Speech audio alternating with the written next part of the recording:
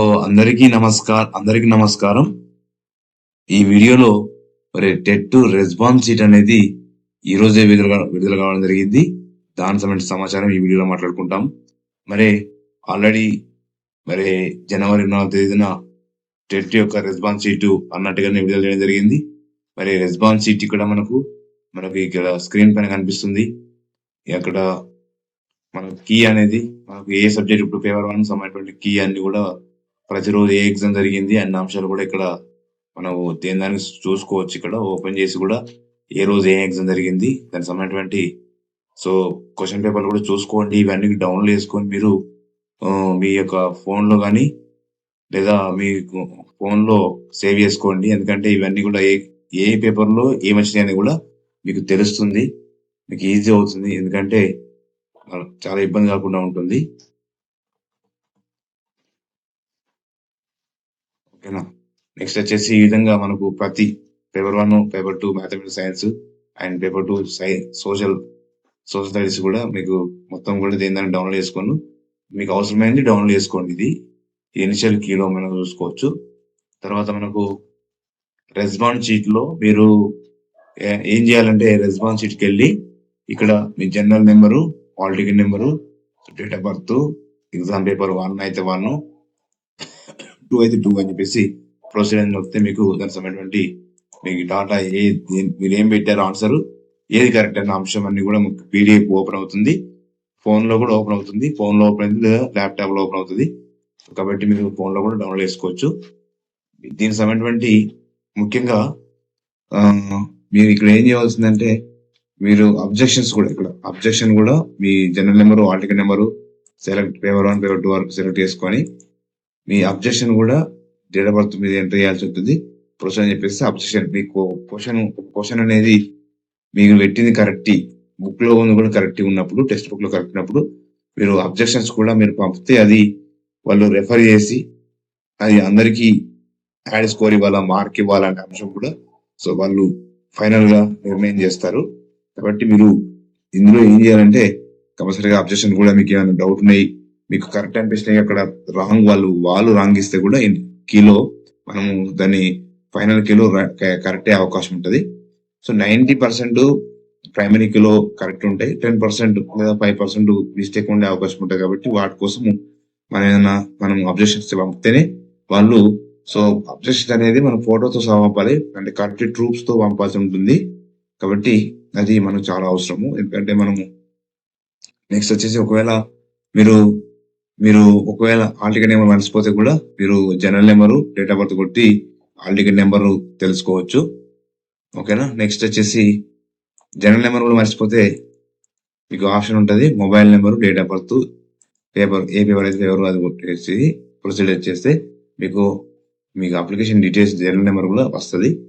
ఓకేనా. నెక్స్ట్ వచ్చేసి print application, మీకు సంబంధించిన ప్రింట్ అప్లికేషన్ కూడా మీరు జనరల్ నెంబర్ కొడితే మీ ప్రింట్ అప్లికేషన్ కూడా తీసుకొని దగ్గర పెట్టుకోవాలి. ఎందుకంటే ఎప్పుడైనా అవసరపడుతుంది.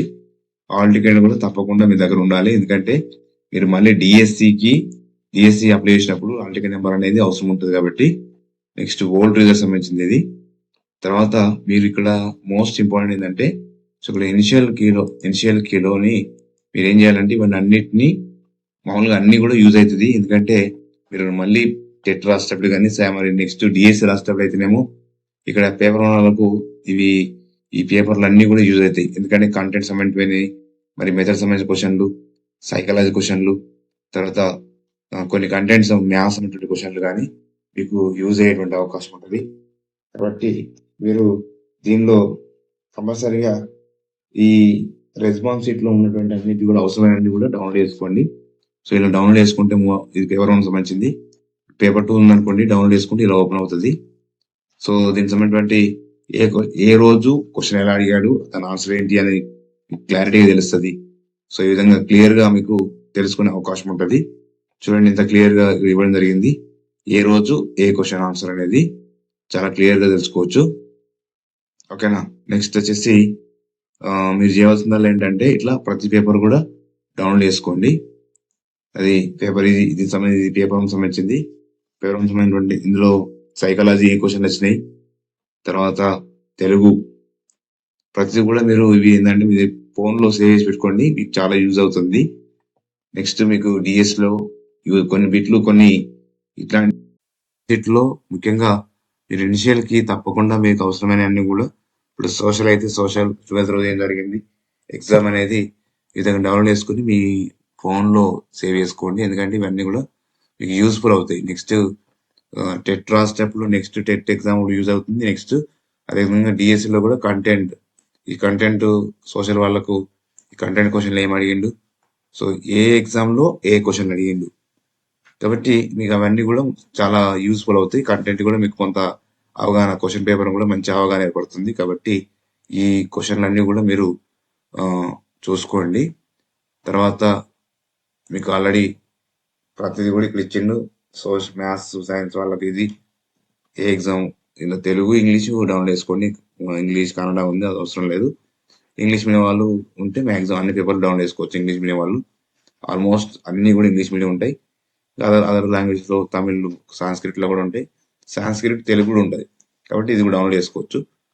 ఓకేనా. నెక్స్ట్ మీకు దీనికి సంబంధించిన అంశాలలో సో రెస్పాన్స్ షీట్ అంటే మీకు already me hall ticket number, general number, hall ticket number, date of birth, ఇక్కడ పేపర్ సెలెక్ట్ చేసుకోవాలి. సో దాన్ని బట్టి మీరు ఇక్కడ ఆన్సర్లు ఏది కరెక్ట్, మీరు ఏది పెట్టారు అన్న అంశం కూడా తెలుసుకోవచ్చు. ఇందులో ఇంకొక ఇంపార్టెంట్ అంశం ఏంటంటే సో మీరు ప్రింట్ అప్లికేషన్ నెంబర్ కంపల్సరీగా మీద అలాగా ప్రింట్ ఉండాలి. హాల్ టికెట్ నెంబరు లేకపోతే మీకు తెలియకపోతే ఇక్కడ జనరల్ నెంబర్ ఒకటి కొట్టేసి తర్వాత మీ డేట్ ఆఫ్ బర్త్ ఎంట్రీ చేస్తే మీకు హాల్ టికెట్ నెంబర్ కూడా హాల్ టికెట్ కూడా మీరు డౌన్లోడ్ చేసుకోవచ్చు. కాబట్టి హాల్ టికెట్ కంపల్సరీ ఉండాలి. మళ్ళీ నెక్స్ట్ మీరు డిఎస్సి ఎగ్జామ్ అప్లై చేసుకునేటప్పుడు ఈ టెట్ హాల్ టికెట్ కావాల్సి వస్తుంది మరి. కాబట్టి టెట్ రిజల్ట్ వచ్చినప్పుడు కూడా ఇది హాల్ టికెట్ నెంబర్ కావాలి, కాబట్టి ఇది దగ్గర పెట్టుకోవాలి. నెక్స్ట్ వచ్చేసి జనరల్ నెంబర్ లేకపోతే కూడా మీరు ఇక్కడ ఇలా మీ mobile number, date of birth, exam paper 1 or 2 బోతా ఒకటి ఇలా సెలెక్ట్ చేసుకుంటే మీకు జనరల్ నెంబర్ కూడా తెలుసుకోవచ్చు అన్నట్టు. సో నెక్స్ట్ వచ్చేసి ఇంకొక ఇంపార్టెంట్ అంశం ఏంటంటే so print application number objections అనేది కంపల్సరీగా మీకు ఏదైనా పేపర్ 1, పేపర్ 2 కానీ డౌట్ ఉంటే కంపల్సరీ మీ యొక్క జనరల్ నెంబర్ ఇచ్చేసి మీ hall ticket number, exam paper 1 అయితే 1, 2 అయితే 2, ఈ డేట్ ఆఫ్ బర్త్ ఇచ్చేసి మీరు ఈ యొక్క అబ్జెక్షన్స్ అనేది ట్రూప్తో సహా పెట్టాల్సి ఉంటుంది. ట్రూప్స్ అంటే మామూలుగా ఇప్పుడు 6th క్లాస్ నుంచి క్వశ్చన్ అడిగిండు, అక్కడ ఒక రాంగ్ ఇచ్చిన అనుకోండి, అలా కరెక్ట్ ఏదో అనేది మీరు కరెక్ట్ పెడితే దాన్ని బట్టి మేజర్గా వాళ్ళు ఏం చేస్తారంటే ఇది ఏది సరైందో చూసి వాళ్ళు మ్యాక్సిమం కరెక్ట్ ఒకవేళ కరెక్ట్ ఉంటే వాళ్ళు మార్కులు ఇస్తారండి, యాడ్ స్కోర్ ఇస్తారు, లేదా అందరికీ మార్క్ యాడ్ చేస్తారు. కాబట్టి ఈ అబ్జెక్షన్ అనేది మ్యాక్సిమం మీరు చూసుకోండి, అన్ని కరెక్ట్ ఉన్నాయా లేదా చూసుకోండి. కాబట్టి దాని ప్రకారం చూసుకోవాలి.